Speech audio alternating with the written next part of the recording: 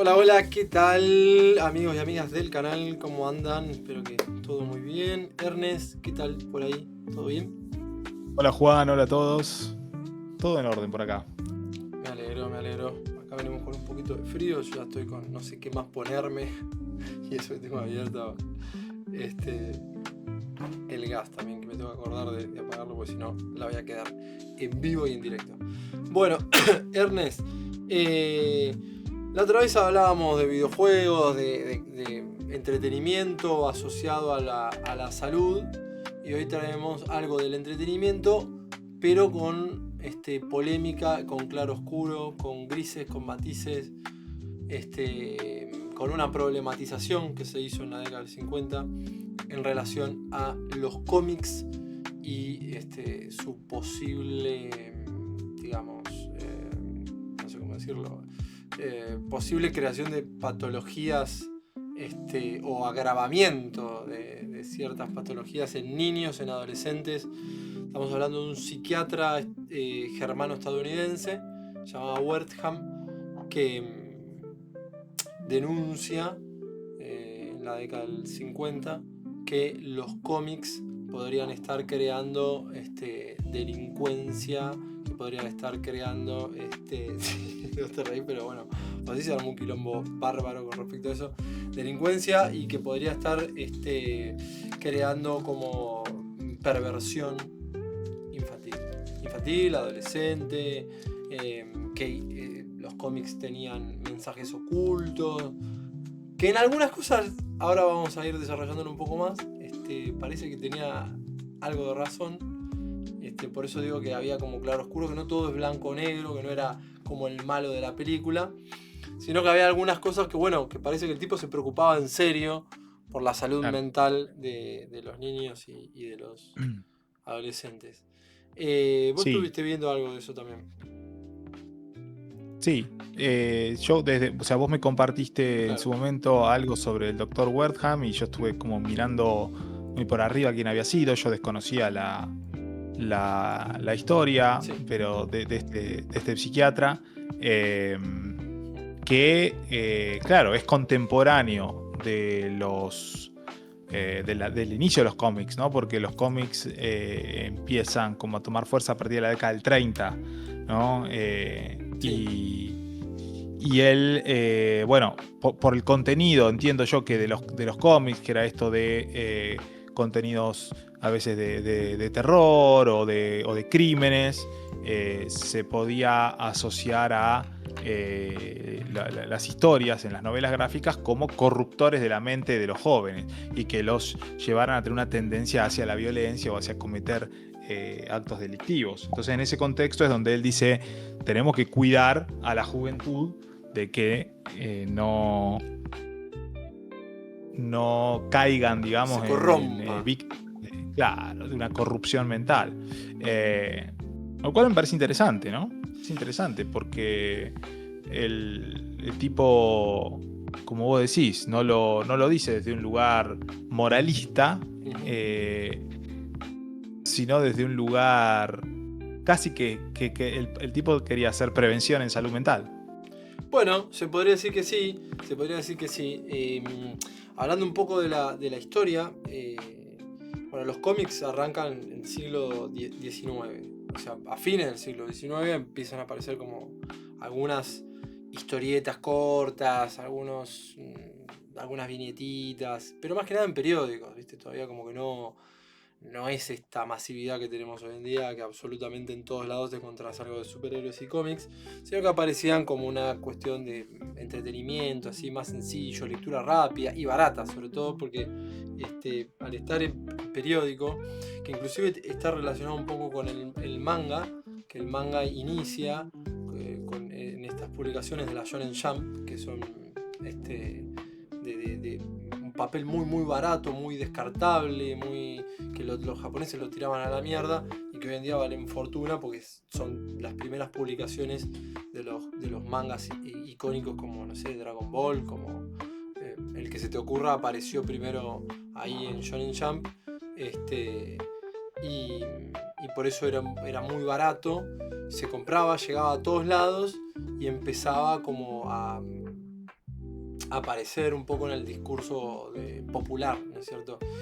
Que era simplemente para entretener. Ahí teníamos un caso que también yo te había pasado, que era el de Yellow Kid, y que también, esto vos nombraste, en la década del 30 aparece el muchacho fortachón, aparece Superman en 1938, creo que era, aparece Superman, que si hoy encuentran el primer cómic de Superman, están salvados de por vida, vale casi o alrededor de $5 millones. La última vez que compraron el cómic de Superman fue por $5 millones. El Action Comics, donde está Superman agarrando un auto así, una portada icónica, $5 millones. ¿Qué te parece, Ernest? $5 millones. Es una locura. Sí, bueno. Sí. No hace mucho yo había visto la noticia de un tipo en Estados Unidos que le habían embargado la casa. Viste eso que suele pasar, en Estados Unidos te embargan la casa, tenés que ir. Y el tipo, juntando sus cosas en el sótano, encontró el Action Comics número 1. No sé si era del papá o no sé qué mierda. Y el tipo se puso a investigar a ver cuánto valía. Y bueno, obviamente se salvó la vida. Es interesante uno de los puntos de esto que de los puntos que vos me compartías, que claro, el hecho de que Superman haya aparecido en el año 38, sí. Está muy cerca de está en dos eventos muy importantes, ¿no? Es la Gran Depresión, después de los 20, sí, y es el inicio de la Segunda Guerra Mundial. Correcto. Entonces, también, digamos, es interesante esos puntos, porque desde el punto de vista social, ofrecían dos cosas, ¿no? Bueno, un entretenimiento, una forma de para los adolescentes, para los niños, digamos, de tener cierta esperanza, cierto escape de la realidad, digamos, como podríamos hoy hacer nosotros mirando algo de Netflix, ¿no? Como para olvidarnos un rato del mundo exterior. Y además, digamos, la figura del héroe también traía esta identificación en contexto de Segunda Guerra Mundial con los buenos, con dar una esperanza, un mensaje de victoria sobre el mal, ¿no? Probablemente haya tenido que ver también eso con el éxito que tuvieron los cómics como Superman acá en Estados Unidos. Sin duda, pero diste justo en la tecla en un montón de cuestiones. Para que le tengo que cambiar, mientras vamos charlando, le tengo que cambiar el prompt a Twitch, porque me había quedado con el viejo cómics y salud mental. Sí, diste en la tecla. ¿Por qué? Porque el crack del 30 justamente se produce entre el 1929 y 1930, y el inicio de de la Segunda Guerra Mundial también está por ahí, ¿no es cierto? Es toda la década del 30 con el auge desde 1933 en adelante de Hitler y el nazismo, y la toma de Europa, de la incursión en Polonia, etcétera, etcétera. Bueno, entonces, bueno, que de hecho hay una imagen del Capitán América sí, pegándole a Hitler. Sí, antes de que se pusiera, antes que Estados Unidos entre oficialmente en la guerra, ya tenían esa noción, ¿no es cierto? De que me parece que el concepto general es de que alguien haga algo. Claro. De que alguien haga algo que no puede hacer, evidentemente, la política, o que no puede hacer, qué sé yo, no sé, la gente común. O sea, necesitamos una ayuda externa porque no podemos lidiar con nuestros problemas. O sea, un poco el concepto es eso, de que alguien venga y nos ayude de cualquier lado. Necesitamos fuerza sobrehumana, porque esto no lo puede manejar nadie. Entonces teníamos un Estados Unidos bastante deprimido por todo esto que vos nombrabas, del crack del 30, y el inicio de la Segunda Guerra Mundial. Entonces el auge de los cómics es por esto mismo, es porque son baratos, fáciles de leer, y presentan como este escapismo a un lugar de fantasía, de ilusión, de un reino en el que te permite, digamos, escaparte por un rato de la realidad y vivir en ese lugar. Aparte, justamente, bueno, esto de que vos hablabas del héroe, de que hay gente que puede hacer epopeyas, bueno, empieza a entenderse desde el gobierno de los Estados Unidos como un medio para influir en la popularización de la guerra y de la incursión militar de Estados Unidos, no solo ahí, sino que después vamos a ver que en un montón de otros países y otras guerras. Pero la utilización no solo de los cómics, sino, vos te acordarás también de lo que fue Disney. A Disney lo llaman, a Walt Disney lo llaman para justamente que haga una especie de propaganda o una utilización propagandística de su animación. Sí. Mickey, el Pato Donald, estaban todos o sea, no solamente lo pasaban en los cuarteles militares, o sea, se han pasado películas donde se demonizaba justamente a ciertos países, con criterio o no, pero bueno, sino que también esto empezaba a colarse de manera masiva en la cultura popular. A entenderse que ellos eran los salvadores, que ellos eran ese héroe que vos estás nombrando, que ellos eran esa epopeya que tenían que emular de los grandes héroes de la mitología griega o de cualquier mitología. Eran Gilgamesh en un momento. En ese tiempo, sí. Disney, Walt, hace un viaje a Sudamérica. Claro. Viene para acá. Porque, claro, va a Argentina, va a Brasil. Sí. Porque es parte de generar esta cuestión de Disney trabajando abiertamente para apoyar, para ganar el apoyo popular al ejército estadounidense en la guerra contra el eje, porque era contra el eje. Ahí, después de eso, producto de ese viaje, él, digamos, como para seguir fortaleciendo esto, saca algunos personajes, hace algunas ilustraciones, no me acuerdo de cuál, pero de los personajes de él, ¿no? De Mickey, de Donald, sí. En la Pampa Húmeda, pero además crea a un perico carioca, ¿no? Digamos, en homenaje a Brasil. Tiene un par. Sí, tiene un par de nuevos o de personajes inspirados en Sudamérica, en Latinoamérica, y a partir de eso hace alguna que otra película. Entonces, digamos, era una propaganda muy bien orquestada, ¿no? De parte de Estados Unidos. Sí. Sí, o sea, evidentemente los cómics tenían en algún punto un mensaje medio oculto y a veces medio explícito, como en este caso, que de propaganda. Mickey vistiendo un fusible o lo que sea, un armamento militar, y yendo a la guerra. O sea, era explícito. Y en otras, digamos, con otras características, había otras historietas, otros cómics que no estaba tan explícito, pero sí. O sea, Superman tiene los colores yankees. No estamos descubriendo América, ¿no? Justamente, pero para que se entienda lo que queremos decir. O sea, Capitán América, bueno, tiene los colores, ¿no es cierto?, de Estados Unidos. Y esto, como vos decías, de la tapa de Capitán América pegándole a Hitler, era todo un tema. Y si no era Hitler, bueno, después le pusieron una lavada de cara y era Hydra. Pero era exactamente lo mismo. O sea, claro. Hydra era la analogía del nazismo, claramente.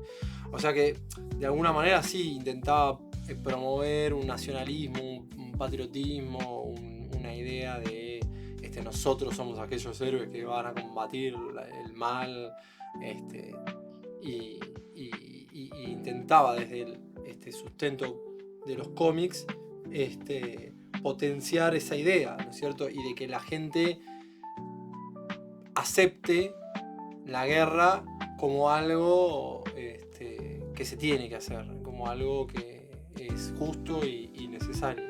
O sea que vamos haciendo un poco el terreno de algunas de las cosas que va a hablar Wertham.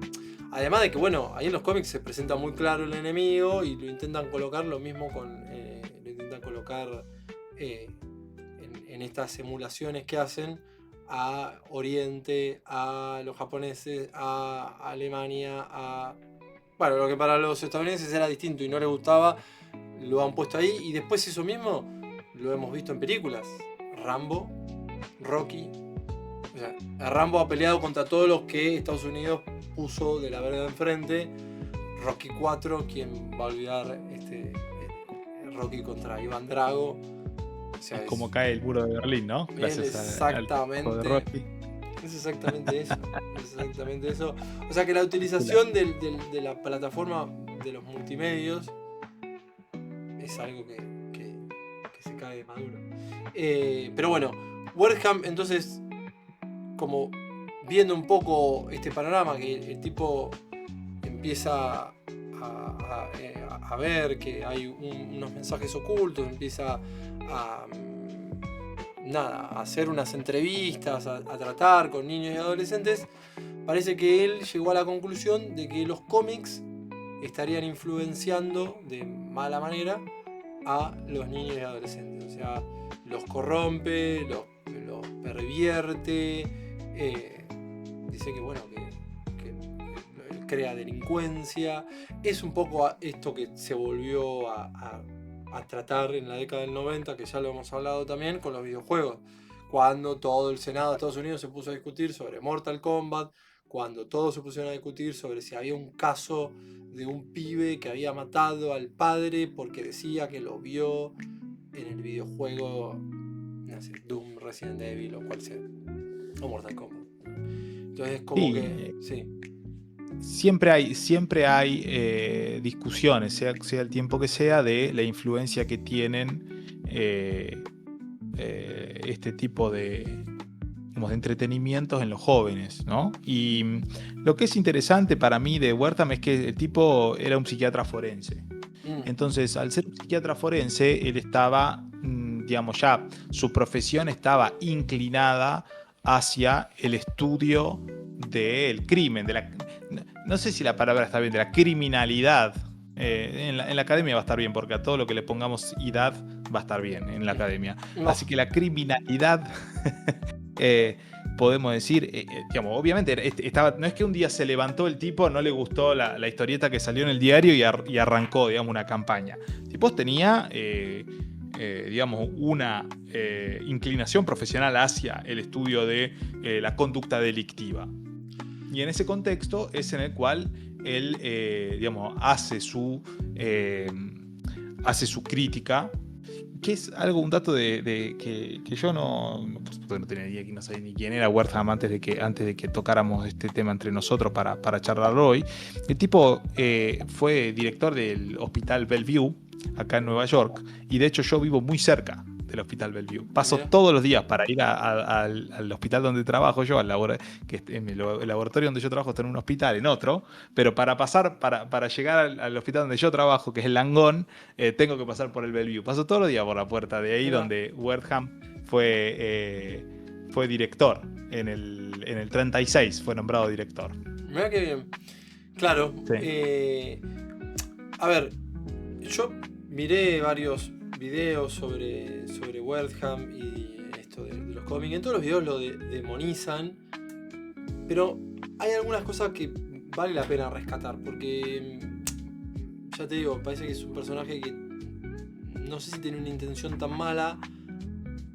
Lo que sí le pifia en la forma, porque ahora vamos a ver que parece que manipula algunos datos, que las entrevistas que hizo no las transcribió tal cual, sino que hubo ahí alguna falsificación de datos. O sea, hizo cosas medio cochinas, para decirlo de alguna manera. Hizo cochinada, pero la intención no estaba tan mal. Porque, bueno, Wertham, de hecho, también tuvo un hospital en Harlem, si no me acuerdo mal, que intentaba darle asistencia a personas de bajos recursos, a jóvenes que tenían conflictos con la ley, a gente que estaba desamparada, y sobre todo comunidades afroamericanas, que no, viste que en esa época en Estados Unidos no estaba muy bien visto, y sin embargo el tipo defendía como causas que hoy se podrían decir más progresistas, como puede ser, no sé, la segregación racial.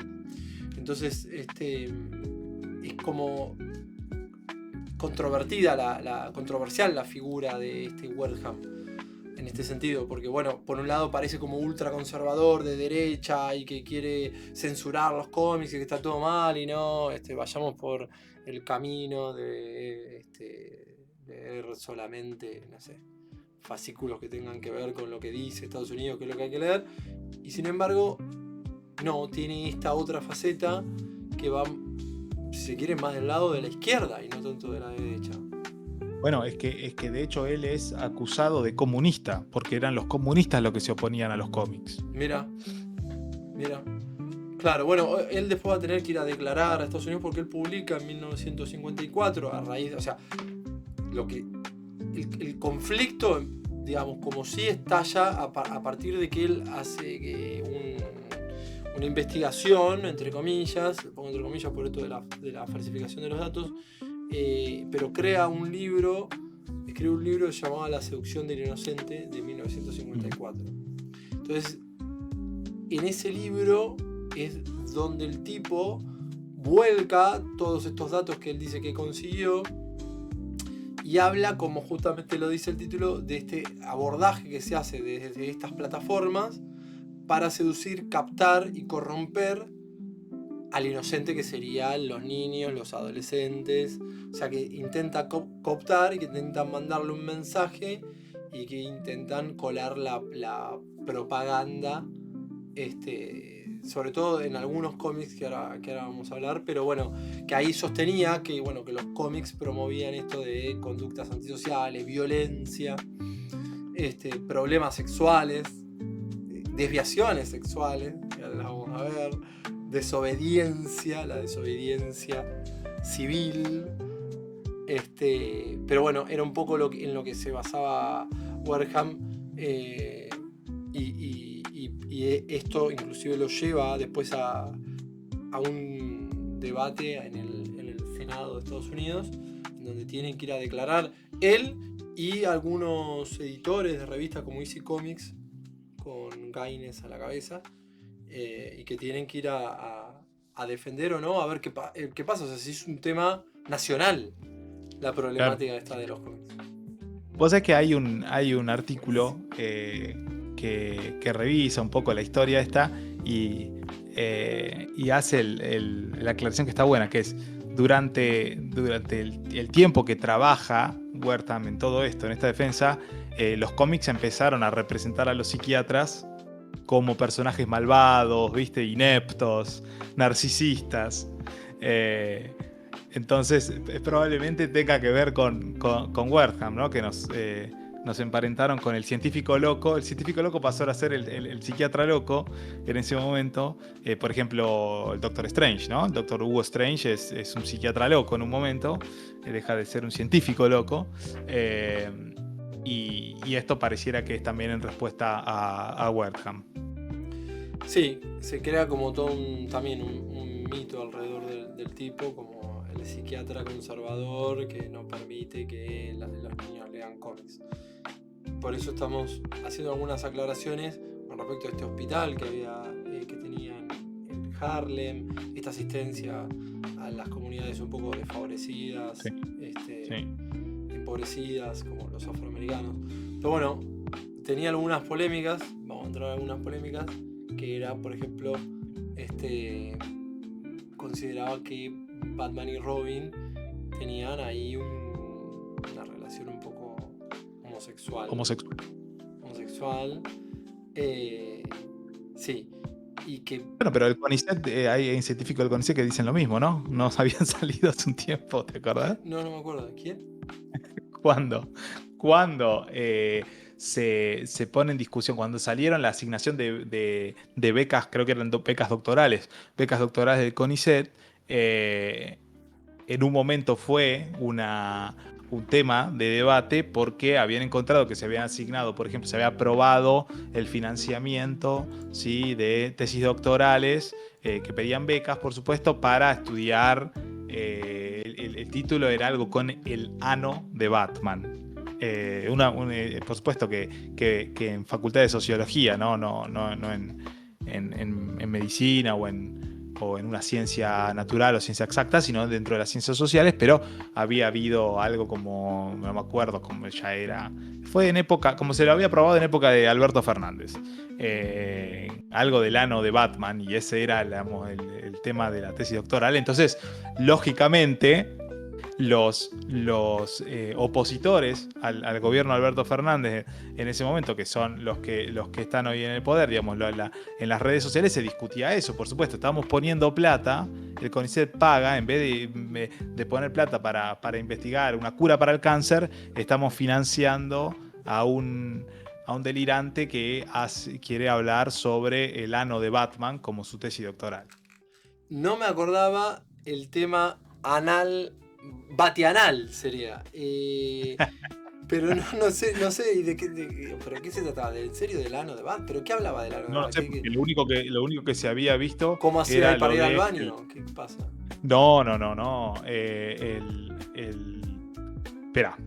Sí, Vamos a buscar. Está bien, no hay problema. Pero, O sea, me acuerdo que hubo varias controversias con el tema del CONICET en su momento por investigaciones que parecían un poco absurdas o innecesarias en ese momento de la Argentina, que no era Zurich y que no hacía mucha falta hablar sobre ciertos temas. No soy nadie para decirlo, pero bueno, como que teníamos otras urgencias a las que dedicarle los recursos que son escasos. Entonces, bueno. sí, por supuesto. Entonces, en ese sentido, digamos, es correcto. Bueno, lo que estoy buscando para ver si podía leer algo en particular es, bueno, la candidata a vicepresidente, hoy la vicepresidente Victoria Villarruel, había puesto esto en tela de juicio. Entonces, hay una nota de uno de los portales más importantes de Latinoamérica, como es Infobae, que dice: la orientación sexual de Batman, ¿de qué trata la investigación del CONICET que fue mencionada por el vocero presidencial? El artículo fue polemizado por la vicepresidente Victoria Villarruel y el vocero presidencial Manuel Adorni. ¿Qué dice en realidad? Adorni. Bueno, entonces hay algo de todo esto, pero Manuel Adorni en un momento dice: no se va a gastar en investigaciones sobre la orientación sexual de Batman. Claro, no, se va a gastar en bitcoins.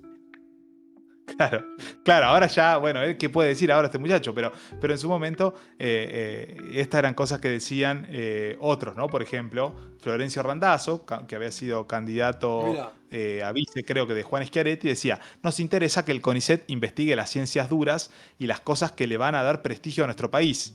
Investigar el ano de Batman, las canciones de Ricardo Arjona, el pensamiento de Victoria Villarruel, la película del Rey León, o si Star Wars era mesiánico o no, definitivamente no es ciencia y no es algo que deba pagar el pueblo argentino. Que, permítanme que diga, yo creo que tienen razón.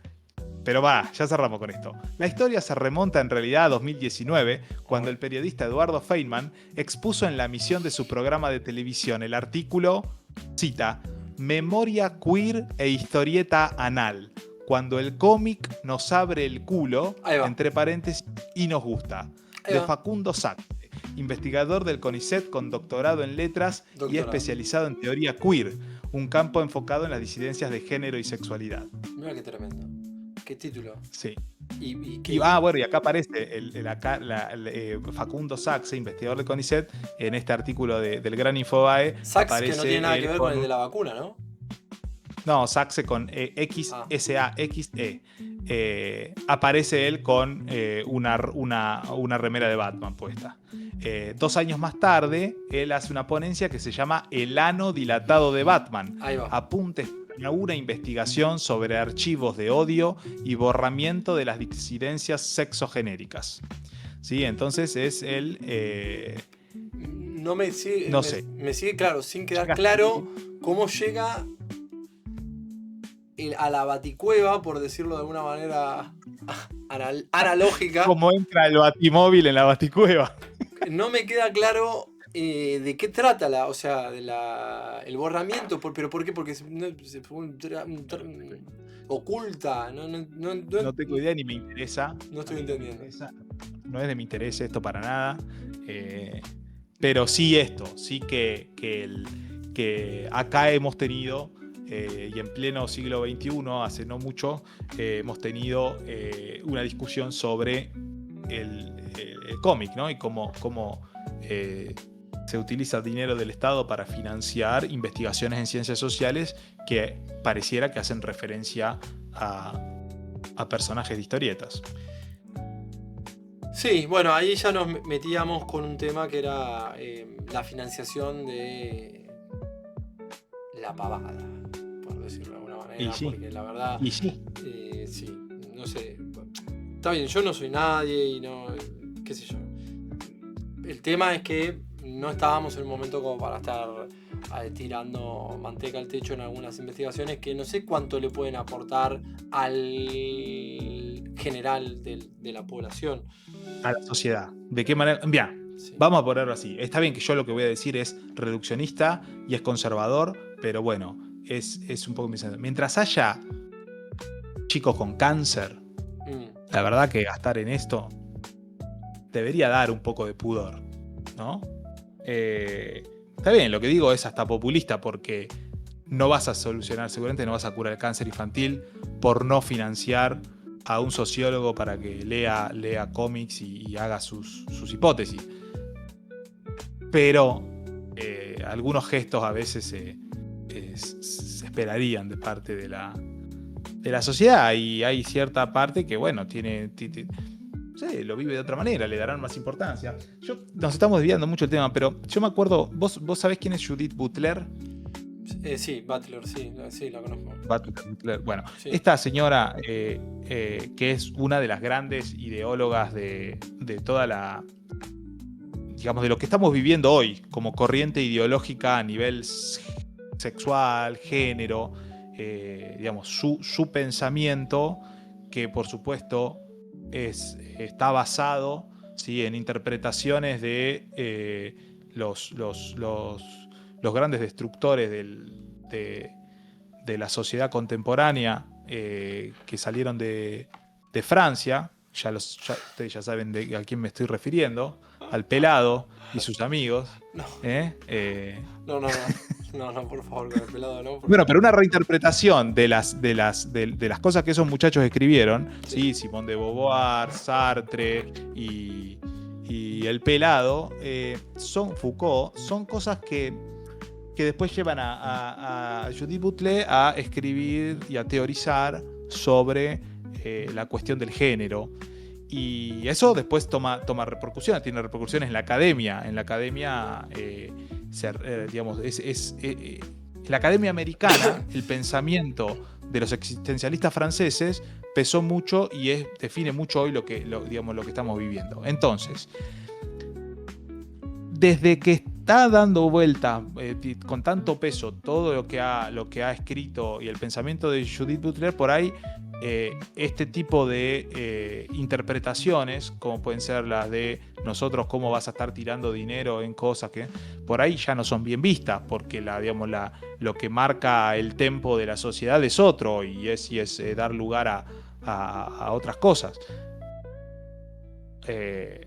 Entonces también es una presión que está viniendo desde afuera, ¿no? Eso quiero decir, no es tampoco algo completamente, digamos, un interés nacional, ni mucho menos el tema de la sexualidad y del género en ningún, digamos, en los cómics ni en nada, porque es algo que viene desde la academia americana, sale de acá.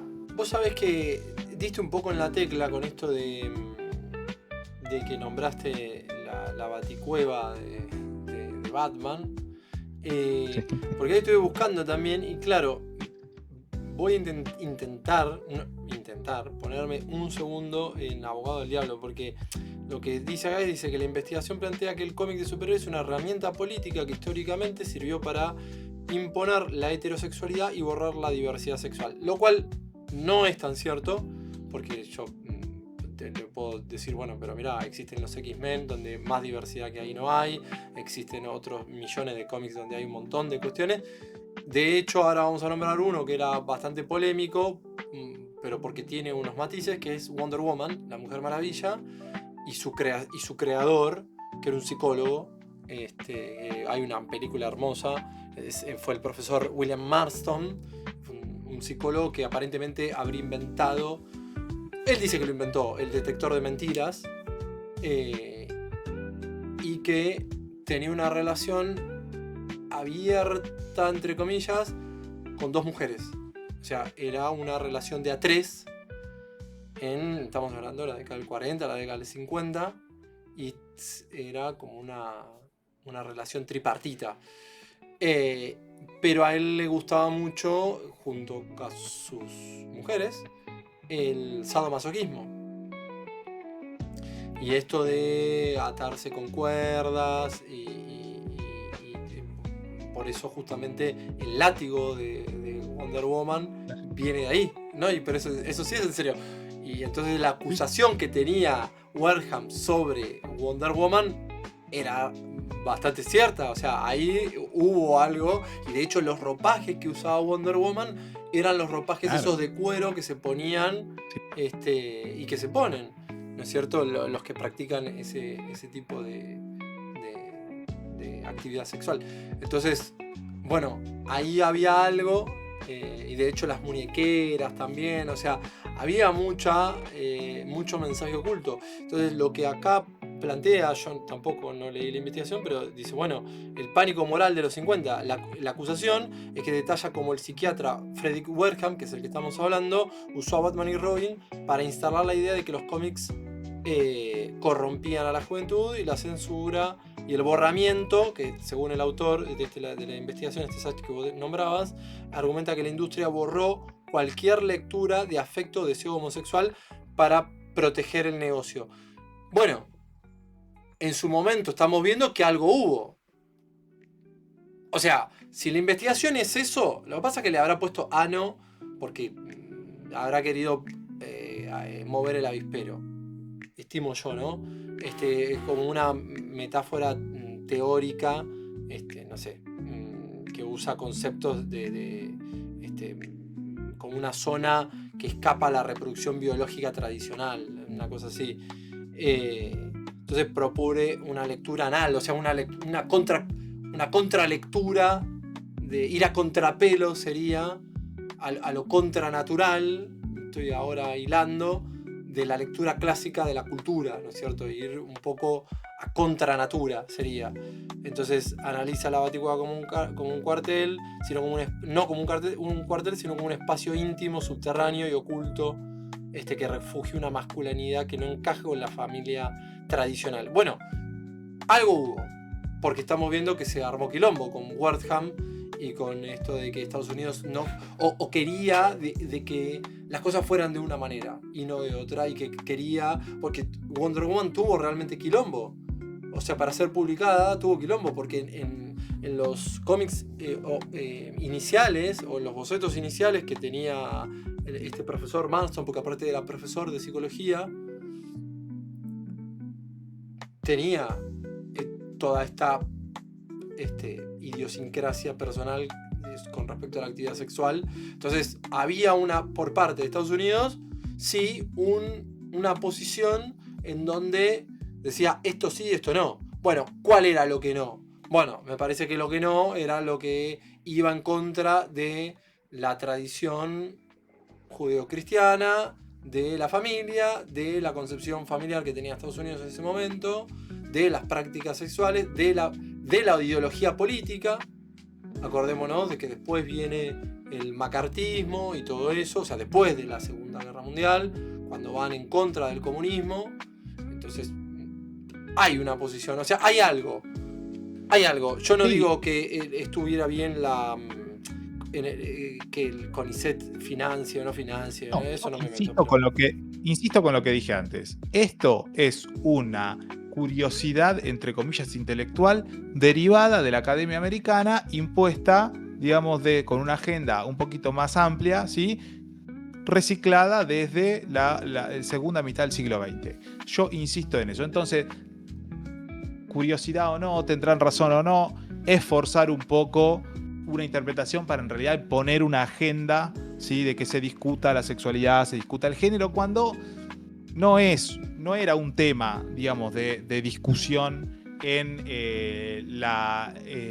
el país, ¿no? Me parece que en Argentina no era un problema la segregación sexual, la segregación racial, lo que sea. Y estas cosas se imponen y se imponen y se imponen. A eso me refería yo antes con esta mención a Judith Butler y a los muchachos de Francia. Pero Sí, en última instancia, para el momento en el cual salen los cómics, como el de Batman, como el de la Mujer Maravilla, bueno, la psiquiatría todavía hablaba de la homosexualidad como una parafilia, como una desviación. Entonces, está bien el contexto en el cual se hace un planteo. Che, ustedes están hablando de algo, están normalizando algo que no está bien que se normalice. Porque para ese contexto era una parafilia. Ahora, podríamos hacer un análogo a que hoy hicieran una serie sobre la pedofilia y la normalizaran.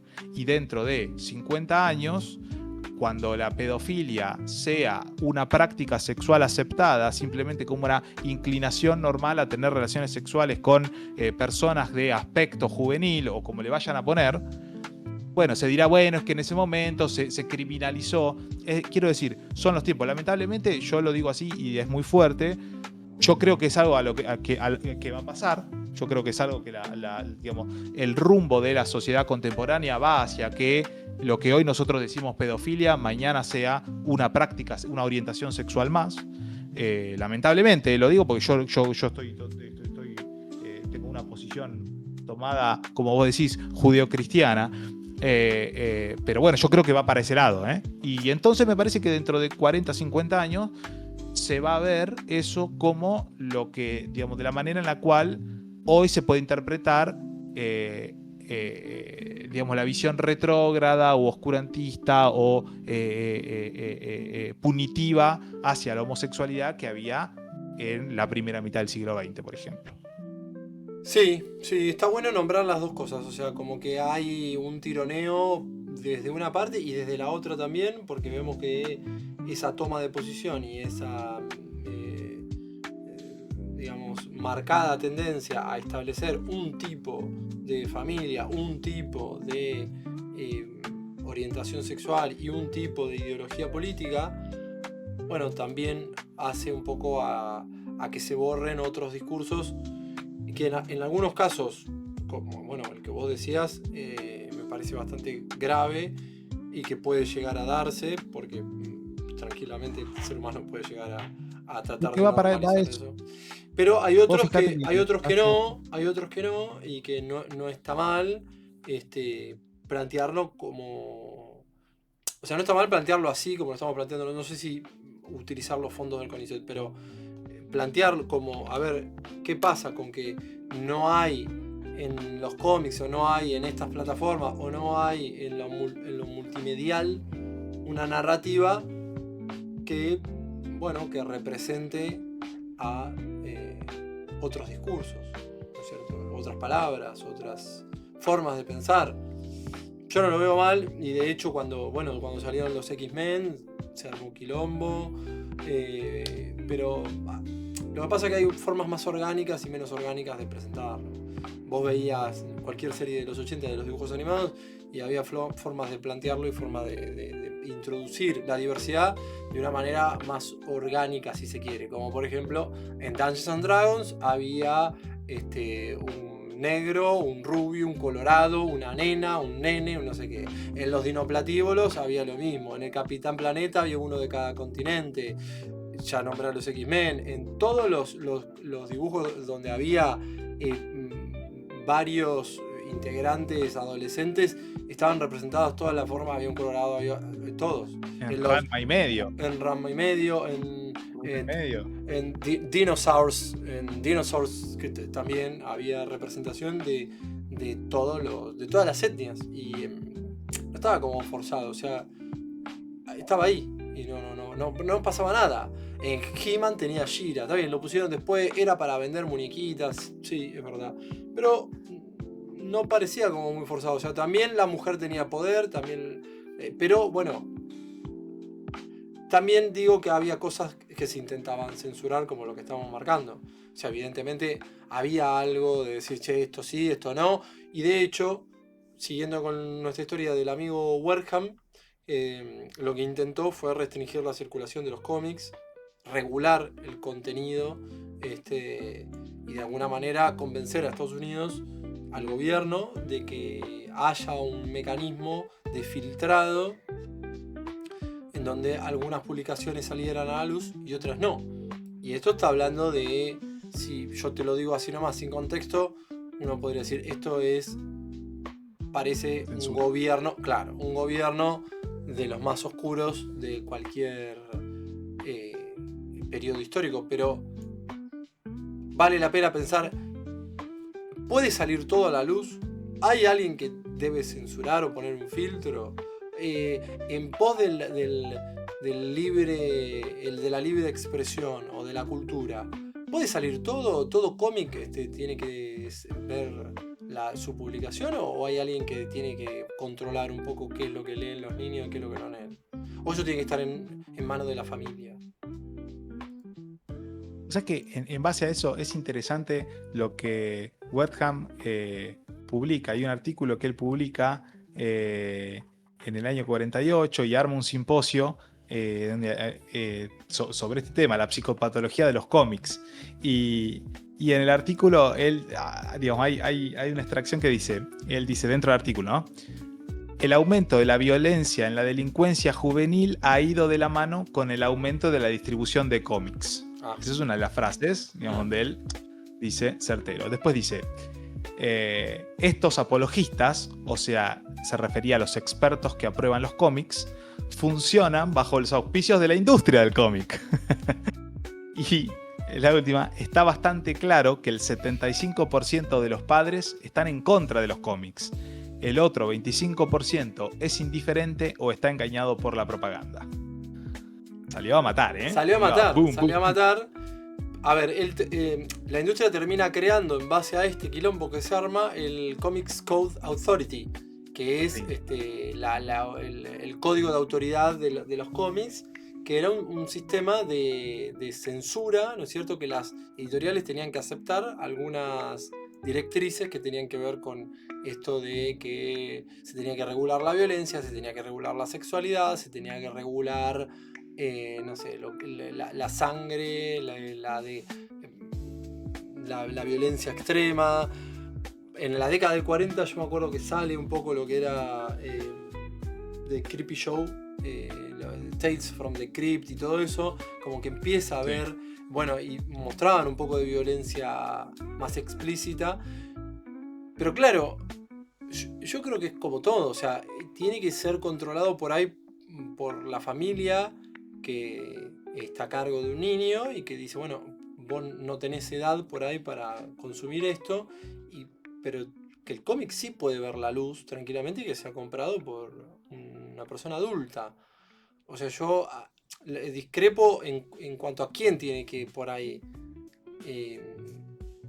ejercer la autoridad de filtrado, digamos, del acceso de los niños a los cómics.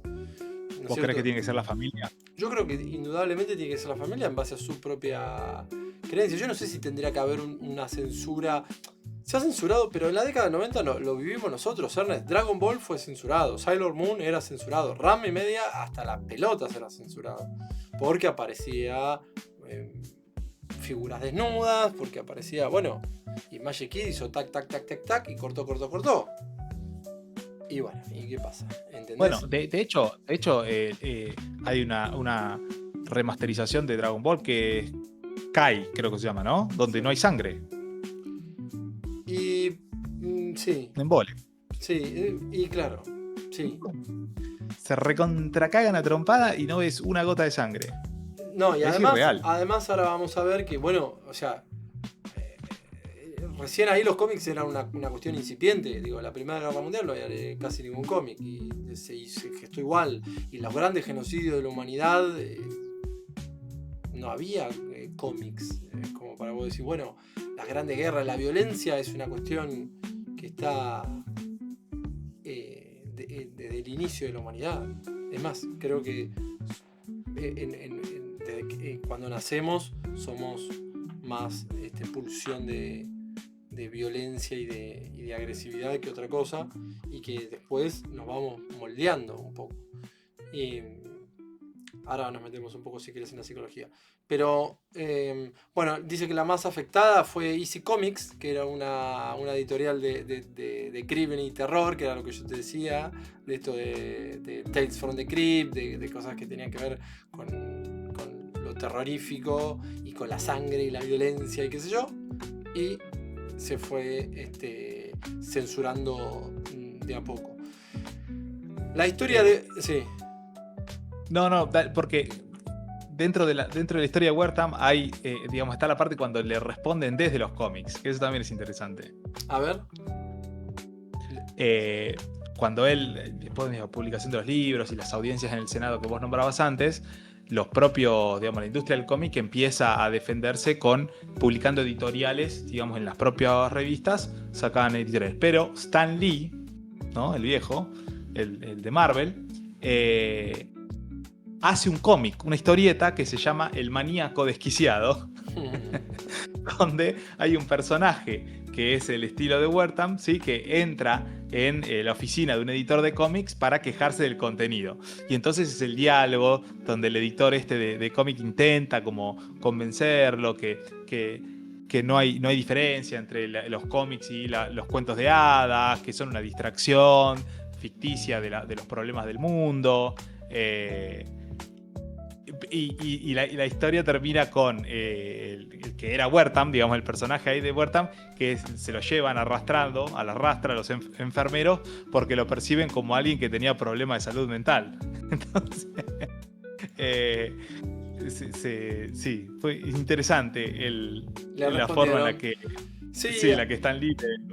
Además camuflaban la violencia o camuflaban algunos mensajes o se camuflaba lo que querían decir, y también lo que fuera una bajada política o lo que sea se camuflaba por ahí. Sí. Bueno, la crítica, ya sea al comunismo o al capitalismo, se vio hablada por los cómics, por las películas y por cuentos. O sea, hay como mucho de... Los cuentos infantiles de los hermanos Grimm también tienen un mensaje. O sea, y son muchísimo anteriores. Y también están adaptados, ¿no? También están adaptados a nuestro contexto. Sí. Hay historias de esas, como la historia real de la Sirenita no termina como nos lo muestra Disney. No, ni empieza. Y además, el creador de la Sirenita, que era un danés, que no me acuerdo el nombre, era homosexual. Entonces hablaba un poco de la transformación, me parece que hablaba un poco del mismo. Bueno, en la historia esta de Wertham aparecen ahora dos personajes, o sea, mucho tiempo después, una investigadora llamada Carol Tiley de Illinois se pone a revisar la investigación de Wertham y descubre que estaba súper cegada, que había modificado testimonios, que había omitido información, que había exagerado conclusiones, y que, bueno, que, por ejemplo, juntaba datos de 2 o 3 niños, y los ponía en un solo mensaje. Agarraba chicos que tenían, no sé, 16, 17 años y los hacía parecer más jóvenes, como de 10. No tenía en cuenta el contexto de esos niños, que era un contexto bastante desfavorable, o de desnutrición, o de violencia intradoméstica, o de que ya presentaban criminalidad antes de leer los cómics. Entonces, como que no... Esta investigadora de Illinois encuentra que no...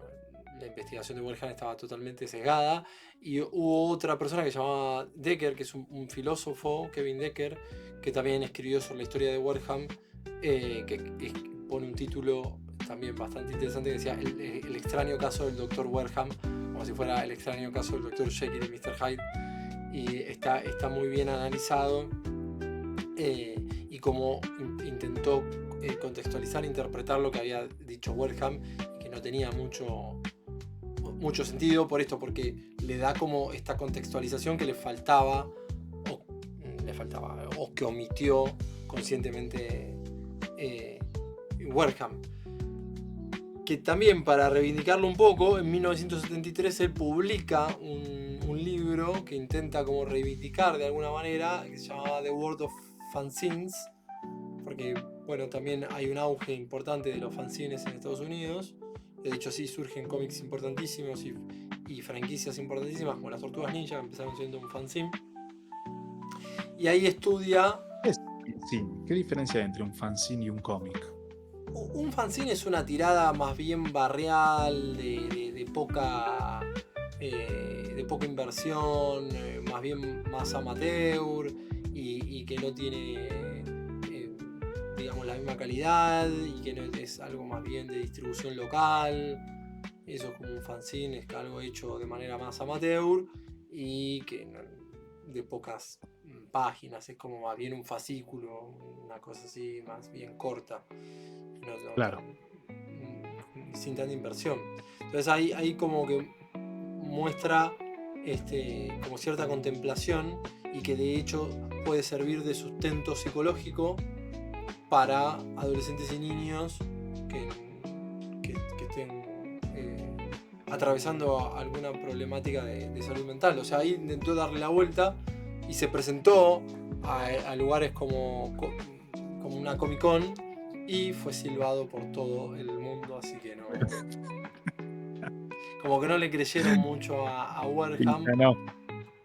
O sea, porque después de armar el quilombo que armó, después de poner la censura, después de que no sé qué.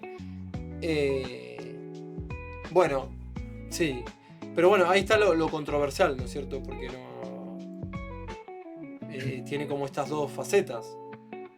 Sí, lo interesante es que desde, digamos, es un psiquiatra forense que intenta encontrar influencia de entre la sociedad a la conducta criminal. Y en ese contexto, el tipo entiende que el mensaje que se está dando desde un sector que serían los cómics no contribuye a la formación de ciudadanos íntegros, sino que puede desviar hacia la violencia y que por lo tanto había que tomar medidas. Todo después se va de rango, digamos, se toma todas estas dimensiones y casi que estamos hablando de un censurador. Como vos bien has dicho, no era realmente del todo malo el tipo, ¿no? Digamos, había algún interés genuino en tratar de solucionar una crisis que él veía, que es la delincuencia juvenil, porque si no hubiera habido delincuencia juvenil, el tipo no hubiera, digamos, hecho ningún tipo de intervención.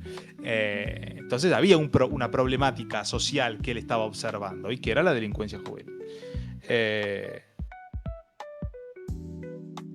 Pero después queda, a mí me gustó, me llamó la atención cuando estaba leyendo que digamos, esto como es adoptado después como un... él queda adoptado como el villano, como el malo de la película y los historietadores lo retratan muchas veces. Dicho esto, parece que el propio Moore cuando hace algunas cuando hace algunos de los cómics de Arkham, digamos, el asilo Arkham, donde está el Joker y todo, él está un poco burlándose de Wertham, como mostrando, digamos, que los villanos tienen problemas psiquiátricos. Pero está muy bien hecho. Arkham está muy bien hecho. A mí es de los cómics. Yo no soy de los cómics, realmente, no soy de los cómics. Pero es a mí de lo que más me gusta. Batman, en realidad, esa parte de Batman, el asilo Arkham, a mí me parece muy bien hecha, muy buena. Y son elementos que se han utilizado, digamos, hay una parte en uno de estos cómics dentro de las historias del asilo de Arkham, donde el Joker se insinúa, lo hace poner incómodo, digamos, tiene una insinuación a Batman, lo hace poner incómodo, digamos, porque hay cierta insinuación sexual, y eso Moore dice que lo hace a propósito para Wertham. Entonces, también se han creado buenas cosas a partir de esto, ¿no? No, pero por supuesto. Buenas historias. Sí, bueno, y de hecho él en ese artículo que saca de World of Fanzine de 1973 intenta como reconciliarse un poco con esta idea de que el cómic no es algo demoníaco o que tiene aspectos positivos, como por ejemplo la creatividad juvenil, la participación cultural activa, el intercambio de ideas, el desarrollo de habilidades de escritura y dibujo, formación de comunidades de interés, y sobre todo eso, de que crea comunidades y de que crea un soporte discursivo para las personas.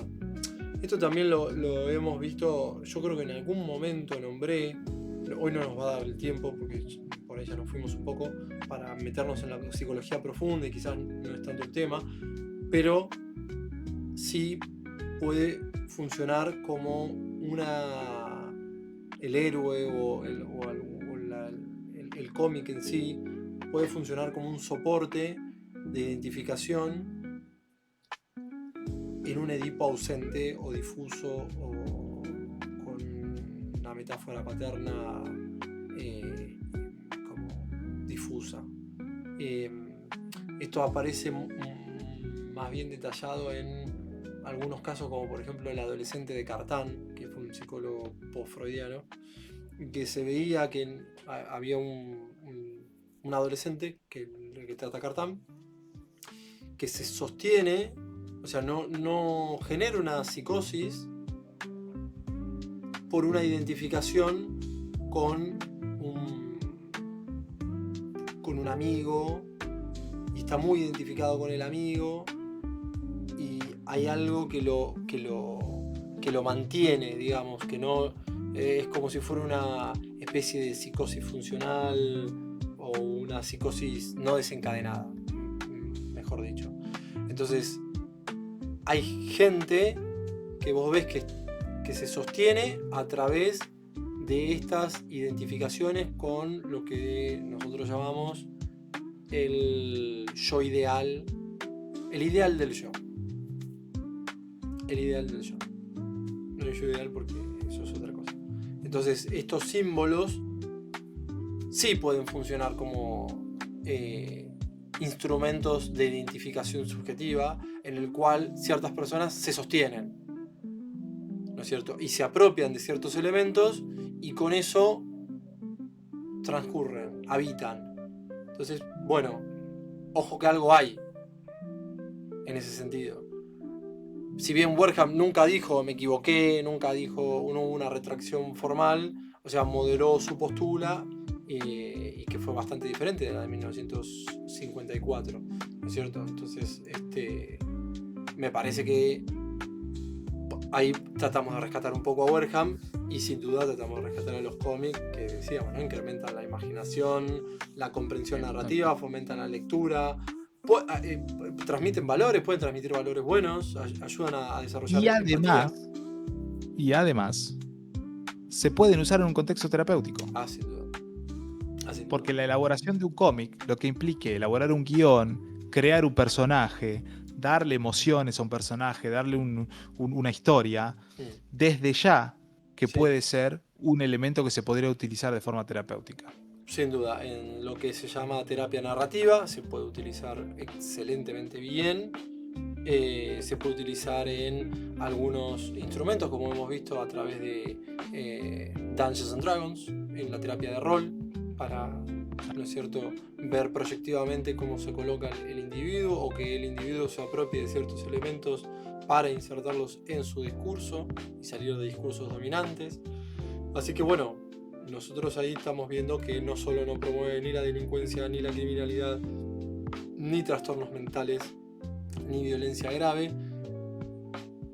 Puede ser disparador en algún caso en el cual sí subyace, me parece, algún trastorno grave, como hemos nombrado en algún momento lo de los Therians, que hubo algún Therian que mordió, pero ese Therian no habla de la comunidad Therian, sino que habla de que esa persona tenía un trastorno de base.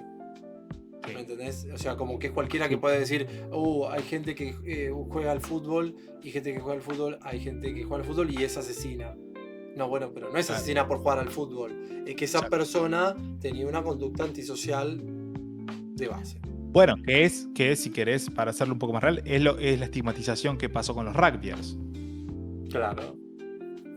Después de la muerte, después de lo que fuese La tragedia es donde matan a un chico en esa pelea que lo agarran entre muchos, como todos los pibes que lo matan juegan al rugby y había otros episodios, pasan a ser los rugby a tener una connotación negativa. Pero rugby no es sinónimo de delincuencia. Claro. Uno puede decir, che, algo hay, que están todos ahí, o que los boludos que se compran Amarok hacen cagada.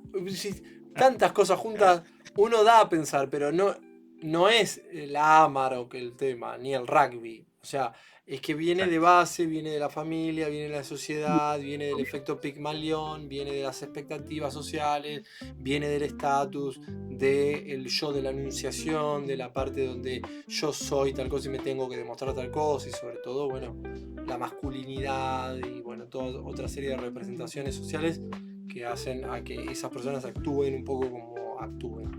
Pero bueno, ya le dimos una pasada bastante interesante. Otro día podríamos meternos más sobre la baticueva de Batman y Robin, analizar algún cómic puntual o meternos con Habría que Joker. Habría que contactarlo a Saxe para que venga y nos cuente él de qué se trata su trabajo. Bueno, sí, le podríamos decir tranquilamente. Todos los demás están muertos. Quizás no esté muerta la señora de Illinois, no creo que nos dé bola. Pero Saxe de ahí es un paisano nuestro, está ahí si trabaja en CONICET. Bueno, es de ahí, debe vivir en Palermo. Le escribimos a ver qué dice. Sí, ojo, por eso yo intenté rescatar un poco ahí algunas cosas que se nombraban, saliendo del título polémico, y de la otra cuestión que yo no le... O sea, bueno, sí, lo de utilizar los fondos, a mí, digo, bueno, esa parte no sé si estoy tan de acuerdo, pero sí problematizar la utilización de algunos medios para decir, che, acá hay que ver qué pasa. Bueno, ¿por qué no? Está bien, sí, no sé. Está para hacer la prueba. Y bueno, sí, eso es la filosofía, eso es la ciencia, ¿no? Hay preguntas. Sí. Hay preguntas y el humano se hace preguntas todo el tiempo. Y bueno, es entendible que haya preguntas y que se quieran buscar respuestas. De todas maneras, aguante los cómics. Y al que no le gusten los cómics, a Wertham, a la de Illinois o a quien carajo sea que se vayan todos a cagar.